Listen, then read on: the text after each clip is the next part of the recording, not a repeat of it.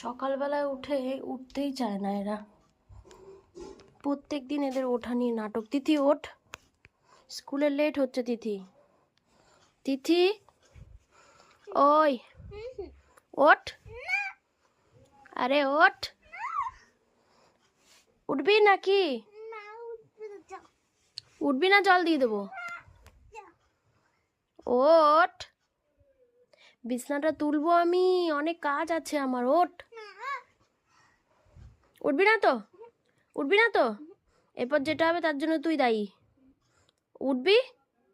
3 গুনবো। 1,